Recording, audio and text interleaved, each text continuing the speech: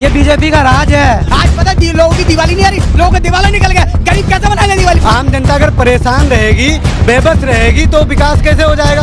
देश तरक्की पे कैसे पहुंचेगा? कभी रेलवे स्टेशन बेच रहे हैं, कभी एयरपोर्ट बेच रहे हैं, कभी लाल किला बेच रहे हैं, कभी ताज। 70 साल में उन्होंने 30 रुपए लीटर दूध किया था, इन्होंने 9 साल में 70 रुपए लीटर कर दिया। सब सत्यानाश कर रहे हैं। इतनी गंदी सरकार, इतनी भद्दी सरकार जो सिर्फ और सिर्फ बड़े लोगों के बारे में सोचती है, गरीब के बारे में कुछ नहीं सोचती है सरकार। हाथ जोड़ के विनती है भैया, कोई आगे वोट मत दिए भैया। नियत ठीक नहीं है बीजेपी की, मतलब एक माहौल बिगाड़ने वाली बात, दंगे फसाद की, डराने वाली बात, ये चीजें गलत। गरीब के लिए कुछ नहीं हो रहा है, ज्यादातर मालदारों के लिए हो रहा है। बड़ों की सरकार है, वही चल रहा है कुछ। सीनियर सिटीजन फर्स्ट लेडी हो गई थी, उसका कंसेशन खत्म कर दिया है। निकम्मी सरकार ने बात करते के बस चला दी, क्या सुविधा देंगे? अंध भक्तों को कुछ नहीं देंगे। इनने काली पट्टी बांधी हुई है। इनके राज में ना महंगाई बेरोजगारी जितनी बढ़ी है ना, अभी तक नहीं बढ़ी। महंगाई नहीं, मोदी ने इंसानों को खत्म कर दिया महंगाई बेरोजगारी के चलते। आज हालत खराब है लोगों की। आज गरीबों की हालत पूछी। आज पता है लोगों की दिवाली नहीं आ रही, लोगों का दिवाला निकल गया। गरीब कैसे बनाएगा दिवाली? बात करते हैं। इस देश की विडंबना है जो कभी बल्ले नहीं पकड़े, जो कभी गेंद नहीं पकड़ा, वो क्रिकेट के बीसीसीआई का अध्यक्ष है। लंगड़े लुल्ले दौड़ रहे हैं, पैरों वाले चुप है, अंधे देख रहे हैं दुनिया, आंखों वाले चुप है। सर अगर मैं अभी कुछ बोल दूं तो मैं देशभक्त नहीं रहूंगा। ये बीजेपी का राज है। बाइक पे 3 आदमी बैठ जाए तो चालान होता है, और 100 सीट होता है ट्रेन में, 350 आदमी घुसेड़ के जाते हैं तब चालान नहीं होता। आज प्रति व्यक्ति आय के मामले में दुनिया के 100 देशों से भी नीचे है। बुलेट ट्रेन चलाई मोदी जी ने, भैंस से टकराने से ट्रेन घायल हो गई। मोदी जी ने कौन सा अच्छा काम किया बताइए? 750 किसान दिए ही दिल्ली में ही मर गए, उनकी शहादत हो गई। ठीक है, इसका जिम्मेदार कौन है? सरकार। महिला बहन जंतर मंतर पर बैठी रही 2-3 महीने। ब्रजभूषण शरण सिंह का क्या हुआ? मोदी जी ने क्यों नहीं बोला? 70 साल में उन्होंने 30 रुपए लीटर दूध किया था, इन्होंने 9 साल में 70 रुपए लीटर कर दिया। उन्होंने सिर्फ एक काम किया है कि कितना झूठ बोल सकते हैं वो झूठ बोल। दरभंगा में उन्होंने एम्स बना दिया था, 2 करोड़ आदमियों को नौकरी दे दी। हर बात को राम मंदिर पे ले आते हैं। ना तो महंगाई की बात करते, ना बेरोजगारी की बात करते, ना किसी चीज की बात करते। आप रोजगार किसको कहते हो?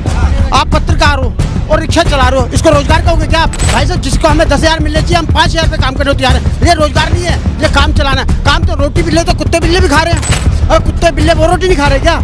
हम भी उन्हीं तरीके से रोटी खा रहे हैं आज की तारीख में। लेकिन यूपीए की सरकार में ऐसी हालत नहीं। तो उनसे बड़ा झूठा कोई है ही नहीं मोदी जी। हाँ, मैं खाता देखता हूँ सुबह को तो 0 मिलता है, 0 बैलेंस मैंने खाता खुलवा दिया, आज तक नहीं आए। इतनी सच्चाई है। महंगाई कौन सी कम है भाई साहब, बताओ आप। अगर युवाओं के पास नौकरी नहीं होगी, लोगों के पास पैसा नहीं होगा तो विकास ऐसे होने से क्या फायदा है? आम जनता अगर परेशान रहेगी, बेबस रहेगी तो विकास कैसे हो जाएगा?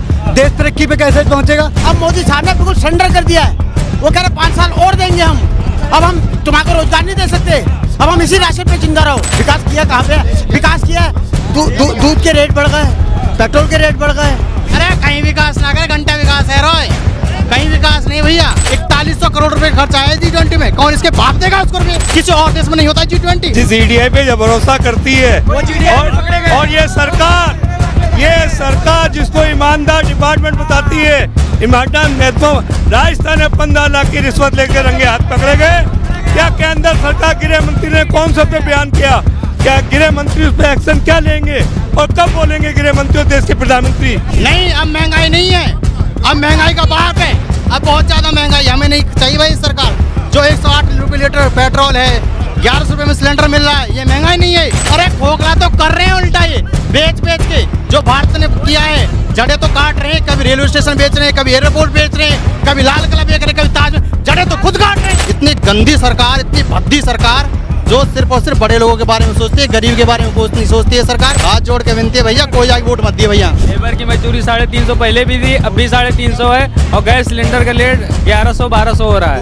करता है ना उसको महीने में 15 दिन 10 दिन काम मिलता है दिहाड़ी मजदूरी वाले को। मैं कह रहा हूँ 70 साल का बनाया हुआ, 70 साल का बनाया हुआ, 9 साल से बेच करके खा रहे हैं, बेच के कहना और कुछ नहीं है। बीजेपी करके जितने भी नेता धुले हुए हैं, क्या दूध का धुले हुए हैं ना। जब चुनाव आता है, जब ED CD सारे तैयार हो जाते हैं, उससे पहले कोई तैयार नहीं होता है। सब सत्यानाश कर रहे हैं। हाँ, अब सीधी सी बात है, एक बार हिंदुस्तान को आजाद करवाए थे गांधी जी, और 24 में कराएंगे राहुल गांधी। भूल तो नहीं जाओगे आप लोग? आज के कार्यक्रम के बाद न बीजेपी सो पाएगी न कांग्रेस सो पाएगी। और अभी हम लोग भी जगते हुए जाएंगे। हम लोग नहीं सोएंगे न उन्हें सोने देंगे जब तक साइकिल यहाँ पर जीत कर चली जाएगी। आइए और मदद करिए और जीतने के बाद हम लोग आपसे फिर मिल जाएंगे। मैं आप सबसे निवेदन अपील करने हूँ। समाजवादियों को आप जानते हैं, आपने मदद भी की है। जब नेताजी ने अपील की आप लोगों ने मदद की। एक बार फिर हम लोग आए हैं आपसे और एक भरोसा और दिलाते हैं आपको। जिस तरीके का व्यवहार कांग्रेस पार्टी का समाजवादियों के साथ रहा है, हम समाजवादी लोग इस बार मध्य प्रदेश में समाजवादी पार्टी बना करके रहेंगे। हम लोग अब हटने वाले नहीं हैं।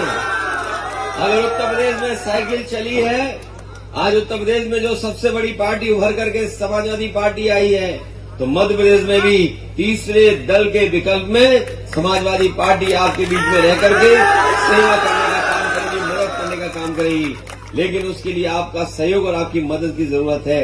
एक दिन चुनाव का है, बस एक दिन चुनाव का है।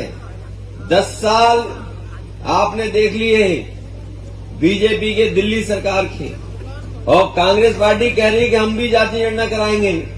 जब उनका वोट साफ हो गया तो हमारे पिछड़े और दलित और आदिवासी अल्पसंख्यक भाई को धोखा देने के लिए आए हैं। ये कांग्रेस पार्टी वो रही जिसने जाति गणना रोकी थी। आजादी से पहले जाति गणना हुआ करती थी, लेकिन इस देश में जाति गणना का काम रोकने का अगर किसी ने किया था तो कांग्रेस पार्टी ने किया। हमारे लोग जानते होंगे, जो पढ़े लिखे लोग हैं, मंडल कमीशन को लागू करने के लिए न जाने कितना काम करना पड़ा।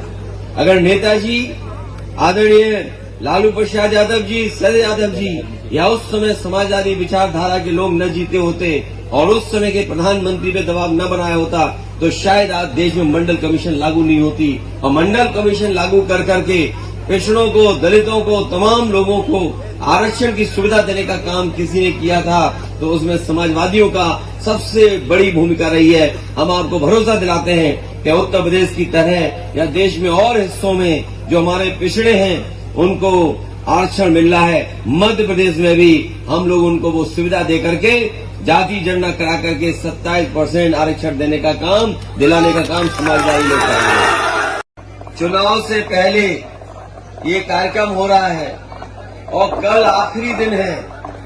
मैं ये कह सकता हूँ, जो जन समर्थन मुझे दिखाई दे रहा है कि इस बार पहले की तरह समाजवादी पार्टी इस विधानसभा से खाता खोलने जा रही है।